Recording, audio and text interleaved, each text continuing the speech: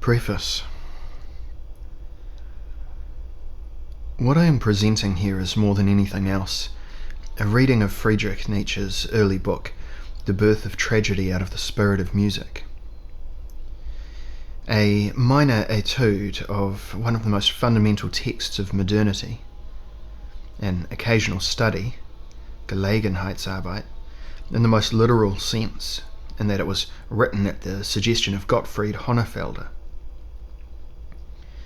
In addition, this text offers an attempt to think of the concept of enlightenment in conjunction with that of the drama as a liberal continuation of several Nietzschean suggestions. Through this modification of the concept of what constitutes enlightenment, there developed an excess of commentary on the primary text, an excess that made it seem appropriate for me to publish these reflections independently, rather than as a postscript to Nietzsche's book as I had originally intended. I would still remind the reader of how worthwhile, indeed how inspiring, a close reading of Nietzsche's book on tragedy can be.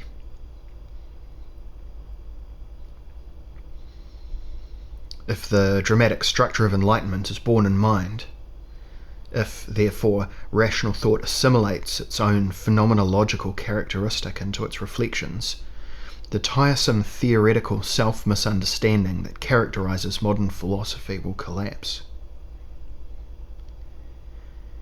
Only a consciousness that is informed by drama, I believe, can escape the complementary disfigurements of a theory that has been cut loose in a practice that is out of control, thereby forcing it always to speak of the bastards created by a dialectic between the two. In the drama of conscious existence, it is not theory and practice that encounter each other, but enigma and transparency, phenomenon and insight.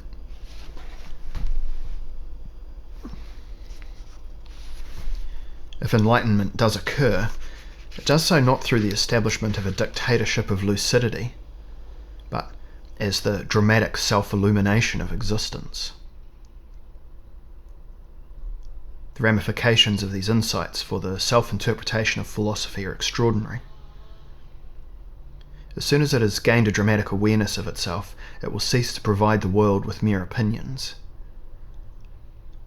The universal concept of philosophical thought will burst forth as a process of processes within which a world of worlds is written, experienced, gained by force, endured, stipulated, affected, and thought.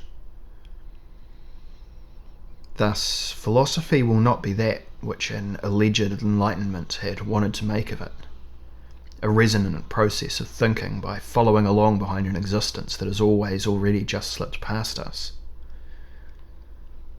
Philosophy will perhaps again be worthy of its name, when it signifies the co-creation of universal poetry and a passionate involvement in the adventure that is called knowledge.